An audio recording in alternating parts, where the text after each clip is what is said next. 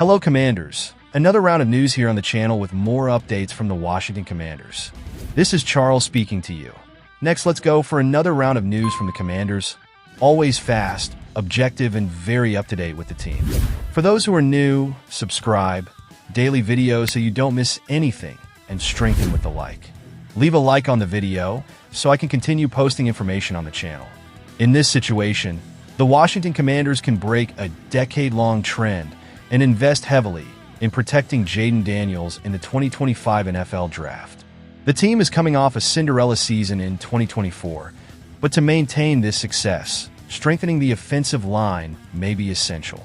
And that's where Josh Conerly Jr., offensive tackle from Oregon, pointed out by NFL journalist Dan Parr as a possible target for the Commanders in the first round of the draft, comes in. Parr argues that if Washington wants to protect Daniels from the fierce pass rushers of the NFC East, it needs to invest in the OL. A strong argument, especially after watching the Philadelphia Eagles win a Super Bowl by dominating the trenches against the Kansas City Chiefs. If the Commanders select Josh Conerly Jr., it will be the first time in 10 years that the franchise has invested a high pick in the offensive line. The last time was in 2015 when they selected Brandon Scherff, who went on to become an All-Pro. Washington currently has Cornelius Lucas and Brandon Coleman at the position, but neither of them seem like a solid, long-term solution to protect Daniels' blind side. Free agency does offer options for All-Pro tackles, but at close to $98 million, he may not be the best option for GM Adam Peters. In this scenario, Conerly emerges as a logical choice in the draft.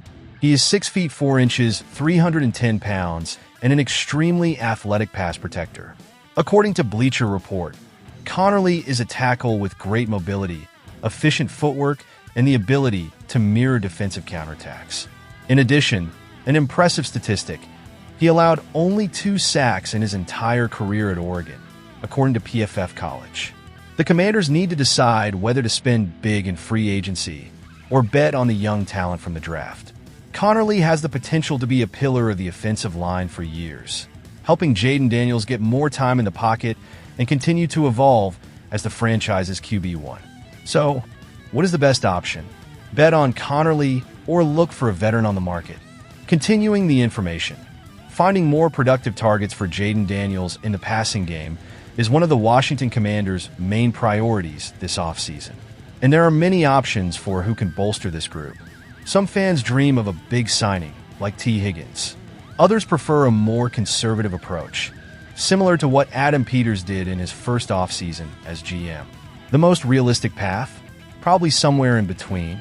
With the Super Bowl window officially open, Washington needs to act smartly to take advantage of Daniels' rookie contract. At the same time, Peters isn't one to compromise the franchise's future with impulsive signings. However, for a player like Cleveland Browns DE Myles Garrett, it could be a different story. A new possibility has appeared on the radar. Davante Adams could be on his way out of the New York Jets. With the team making it clear that Aaron Rodgers is no longer part of the plans, the chances of Adams staying are slim to none. The AFC East team is expected to seek a trade partner, but some teams may prefer to wait for his release given the All-Pro wide receiver's high salary. According to Bleacher Report's Christopher Knox, Washington and the Los Angeles Chargers are possible destinations for Adams. If the player lowers his salary demands, other teams could also enter the fray. If Adams is cut or traded, the Jets would save about $29.88 million against the 2025 salary cap, making this decision almost inevitable. Adams is no longer at the peak of his career, but he still surpassed 1,000 receiving yards last season. His explosiveness is not what it used to be, but he remains one of the best route runners in the NFL and has extremely safe hands. In Washington, Adams would not be the WR1, since that position belongs to Terry McLaurin. He would need to accept a secondary role on a playoff contending team. However, one detail could get in the way. Adams may be waiting to see where Rodgers goes, so he can follow his former QB once again. Will the Commanders really enter this fight? Everything will be discussed internally, but for now, the interest seems to be just speculation. Leave a comment below. Attention, to close out today's updates. The Washington Commanders exceeded all expectations in their first season under coach Dan Quinn. But that doesn't mean General Manager Adam Peters is going to sit around. On the contrary, drastic changes to the roster are expected to happen this offseason. Peters has already shown that he is not afraid to make difficult decisions. He dismantled two-thirds of the roster in his first year and made it clear that this was just the beginning. And with the Super Bowl window officially open, the Commanders need to act smartly to strengthen the team and maintain the high level of last season. Most fans expected an improvement, but 14 wins and an NFC championship exceeded any projections. Unfortunately, the team fell one game short of the Super Bowl, but the work of the new regime has already re-established Washington among the great forces in the NFL. Now, with salary cap space and 7 picks in the 2025 draft, Peters has complete freedom to strengthen the roster around Jayden Daniels. But, as always, some players will not continue on this journey. If there was one area where the Commanders were exposed against the NFL's best teams, it was in the trenches. The injuries to Darren Payne and Sam Cosmi against the Philadelphia Eagles were a big problem, showing that Washington still needs more depth on the OL and DL. One of the names that failed to live up to expectations was Michael Deiter.